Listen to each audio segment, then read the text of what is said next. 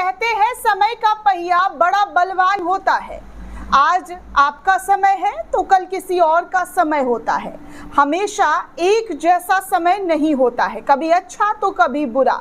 ठीक वैसे ही हमारे देश की राजनीति में देखने सुनने को मिल रहा है दोस्तों। 8 साल बाद प्रधानमंत्री श्री नरेंद्र मोदी राहुल गांधी के आगे झुकते हुए दिखाई दे रहे हैं। जी हाँ दोस्तों, राहुल गांधी के आगे झुकते हुए नजर आ रहे हैं। बोले तो राहुल गांधी का फैसला, राहुल गांधी की बातें 8 साल बाद अब सत्य साबित हो रही है और इस बात को बीजेपी और मोदी जी के जरिए भी मुहर लगा दी जा रही है। भले ही राहुल गांधी का नाम ना लिया जा रहा हो, भले ही राहुल गांधी की वो बातें याद ना आ रही हो, राहुल गांधी की बातों का बार बार मजाक बनाया जा रहा था। बीजेपी के लोग, मोदी जी और मीडिया जी, ये सब मिलकर राहुल गांधी के एक एक बात का खूब मजाक बनाया करते थे, खूब उनकी जो है टीका टिप्पणी करते थे, खूब उनके बारे में अंट-शंट बोला करते थे। उनको जो है उनकी छवि इस कदर बना दी गई थी भारत के एक तबके के बीच कि राहुल गांधी को कुछ आता ही नहीं है। राहुल गांधी जो है सोने का चम्मच लेकर पैदा हुए हैं, यही इमेज जनता के सामने राहुल गांधी की बनाई गई। लेकिन राहुल गांधी ने उन तमाम इमेज को, उन तमाम जंजीरों को तोड़कर जितनी तेजी से भारत के अंदर लोकप्रियता हासिल कर रहे हैं, ये शायद बीजेपी वालों को भी हजम नहीं हो रही है। अब देखिए हमारे महान प्रधानमंत्री जी राहुल गांधी के आगे किस तरीके से घुटने टेकते हुए नजर आ रहे हैं। बोले तो उनके दिए गए बयान, उनके बोली गई बातों पर अब खुद की मुहर लगा रहे हैं। दरअसल दोस्तों, आप सभी को याद होगा कि 8 साल पहले राहुल गांधी ने जीएसटी को लेकर, इसका नाम गब्बर सिंह टैक्स राहुल गांधी के जरिए रखा गया था और कहा गया था कि व्यापारियों का कमर तोड़ने वाला ये जो जीएसटी है बीजेपी के जरिए लाया गया। अब मोदी इतने मजबूर हो गए कि 8 साल बाद राहुल गांधी की उन तमाम चीज़ों को अपने शासन में लागू करते हुए वाहवाही के तौर पर देख रहे हैं। खैर, वाहवाही तो इसे नहीं कहा जा सकता है दोस्तों, क्योंकि जिस तरीके का फैसला जनता पर थोपा गया था, वो फैसला अब बीजेपी के लिए जान का जंजाल बन गया है और अब उसे कैसे पीछा छुड़ाते हुए नजर आ रहे हैं, ये आपको मैं इस रिपोर्ट में बताने वाली हूँ।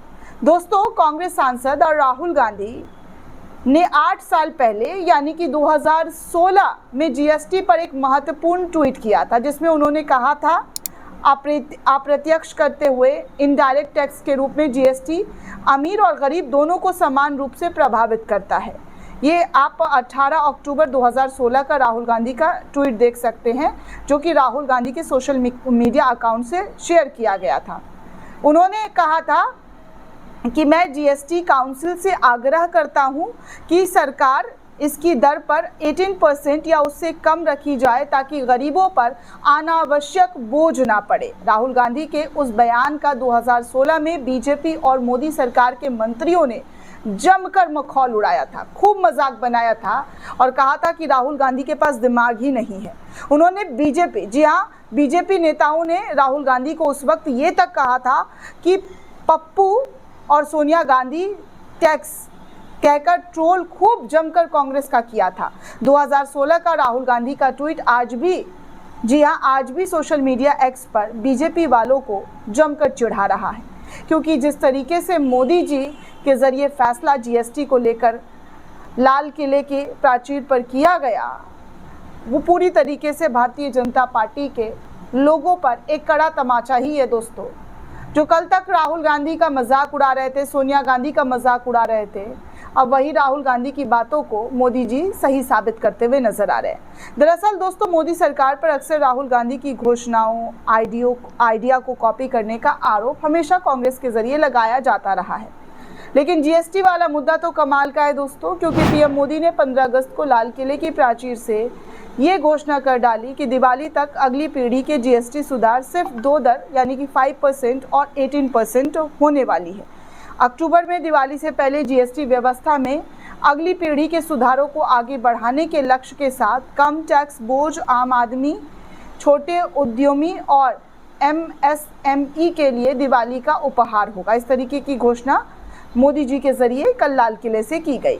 राहुल गांधी ने 1 जुलाई को मोदी सरकार से क्या कहा था वो भी मैं आपको याद दिला दूं। राहुल गांधी ने 1 जुलाई 2025 को अपनी सोशल मीडिया एक्स पर एक लंबी चौड़ी पोस्ट लिखी, जिसमें पता चला कि राहुल गांधी मोदी सरकार के मुकाबले कितना मनन करते हैं। उन्होंने जो लिखा, अगर उसे एक लाइन में पढ़ना है दोस्तों, तो इस तरीके से पढ़ा जा सकता है कि 8 साल बाद भी मोदी सरकार का जीएसटी टैक्स सुधार नहीं। ये गरीबों के साथ अन्याय और अमीर दोस्तों को फ़ायदा पहुंचाने का एक तरीका बन गया है। इस तरीके की बातें राहुल गांधी के जरिए सोशल मीडिया एक्स पर लिखी गई। लेकिन वर्तमान संदर्भ में राहुल गांधी की 1 जुलाई की पोस्ट को पढ़ना बेहद ज़रूरी हो जाता है, क्योंकि जिस तरीके की बातें बीजेपी के जरिए की जा रही थी, इसके फ़ायदे गिनवाए जा रहे थे, वो अब उनके फ़ायदे गिनवा नहीं पा रहे। राहुल गांधी ने 1 जुलाई को अपने सोशल मीडिया पोस्ट पर लिखा था, जीएसटी को ऐसा बनाया गया था कि गरीबों को सज़ा दे, छोटे व्यापारियों को ख़त्म करे, राज्यों की ताकत कम करे और प्रधानमंत्री के कुछ अरबपति दोस्तों को फ़ायदा पहुँचाए। सरकार ने कहा था कि जीएसटी यानी कि गुड एंड सिंपल टैक्स अच्छा और आसान टैक्स होगा, लेकिन असल में ये बहुत जटिल है। जी हाँ, असल में ये बहुत जटिल हो गया है, जिसमें 5 अलग अलग टैक्स स्लैब हैं और अब तक इसमें 900 बार जो है बदलाव किया जा चुका है। यहाँ तक कि कारमेल, पॉपकॉर्न और क्रीम बन जैसे सामान भी इसके उलझन भरे नियमों में फंस चुके हैं। राहुल गांधी ने आगे ये भी कहा था कि जीएसटी का सिस्टम बड़े कारोबारियों को फ़ायदा देता है और उनके पास अकाउंटेंट की पूरी टीम होती है, लेकिन छोटे दुकानदार, व्यापारी और एमएसएमई इस सिस्टम की पेचीदगियों में उलझकर परेशान हो जाते हैं। जीएसटी पोर्टल भी रोज़ाना की टेंशन बन चुका है। राहुल गांधी ने यह भी कहा था कि एमएसएमई जो भारत में सबसे ज़्यादा नौकरियां देते हैं, उन्हें सबसे ज़्यादा नुकसान हुआ है। पिछले 8 सालों में 18 लाख से ज़्यादा छोटे उद्योग बंद हो चुके हैं। नेता विपक्ष ने 1 जुलाई को ये तमाम बातें कही थी और ये भी कहा था कि आम आदमी आज चाय से लेकर हेल्थ इंश्योरेंस तक हर चीज़ पर जीएसटी की मार झेल रहा है। हर चीज़ पर जीएसटी उनको देना पड़ता है, जबकि बड़ी कंपनियों को हर साल 1 लाख करोड़ से ज़्यादा की टैक्स छूट मिलती है। राहुल गांधी ने अपने उसी पोस्ट में ये भी लिखा था कि सरकार ने पेट्रोल और डीजल को जानबूझकर जीएसटी से बाहर रखा, जिसमें किसान, ट्रांसपोर्टर और आम लोग परेशान रहे। साथ ही जीएसटी के बकाये पैसे देकर गैर भाजपा शासित राज्यों को सज़ा दी जा सके। ये मोदी सरकार के संघीय ढांचा को कमज़ोर करने का सबूत है। उन्होंने कहा कि जीएसटी की सोच सबसे पहले यूपीए सरकार ने दी थी, ताकि पूरे भारत में एक जैसा टैक्स सिस्टम हो और कारोबार आसान बने। लेकिन मोदी सरकार ने इस सोच को गलत तरीके से लागू किया, जिससे लोगों को नुकसान और कुछ फ़ायदा हो रहा है। अब ज़रूरत है कि ऐसे जीएसटी की जो आम लोगों के हित में हो, कारोबारियों के लिए आसान हो और सभी राज्यों में बराबर अधिकार दे। राहुल ने अंत में ये भी लिखा था कि भारत को एक टैक्स सिस्टम चाहिए जो हर नागरिकों के लिए काम कर सके, चाहे वो दुकानदार हो, किसान हो या फिर आम परिवार, ताकि देश में तरक्की का हर कोई भागीदार बन सके। कांग्रेस पार्टी के जरिए लगातार इस तरीके के बयान जो है राहुल गांधी के जरिए दिए गए दोस्तों। अब कांग्रेस ने जीएसटी को लागू करने के तरीके पर भी मोदी जी के सवाल उठाए थे और कहा था कि मौजूदा प्रणाली ने छोटे व्यापारियों और उपभोक्ताओं पर अनावश्यक बोझ डाल दिया है, जो व्यापारी आम जनता दोनों के लिए लाभकारी नहीं हो पा रहा है। पार्टी के प्रवक्ता ने तो ये भी कहा था दोस्तों, उस वक्त जब मोदी जी के ज़रिए जीएसटी का लागू किया गया था और नए नए बदलाव किए जा रहे थे, तो उन्होंने कहा था जीएसटी लागू होने के बाद से कई समस्याएं आम लोगों के सामने आ रही है। सरकार को चाहिए कि एक श्वेत पत्र जारी करे, जिसमें 2.0 की रूपरेखा और उसके कार्यान्वयन की स्पष्टता योजना जो है वो लोगों के सामने रखे। उन्होंने ये भी कहा कि जीएसटी परिषद में सभी हितधारकों को एक साथ चर्चा कर ऐसी प्रणाली बनाई जाए जो समावेशी और व्यवहारिक हो। कांग्रेस ने यह भी आरोप लगाया कि सरकार ने जीएसटी के तहत राजस्व संग्रह के लक्ष्यों को पूरा करने में विफलता दिखाई है, जिसका असर राज्यों के वित्तीय हितों पर पड़ रहा है। पार्टी ने उस वक्त भी मांग की थी कि केंद्र सरकार राज्यों के साथ मिलकर ऐसी नीति बनाए जो सभी पक्षों के लिए लाभकारी हो।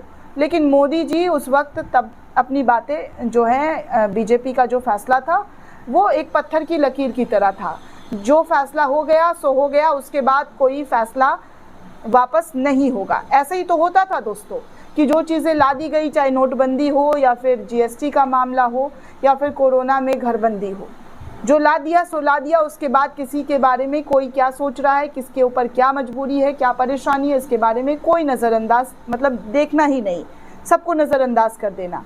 लेकिन अब देखिए मोदी जी 15 अगस्त के दिन, जी हाँ, जिस राहुल का मजाक बना रहे थे उसी राहुल के आगे अब मजबूर हो रहे हैं। मोदी इतना मजबूर हो रहे हैं कि अपने लिए गए फैसले वापस करते हुए नजर आ रहे हैं।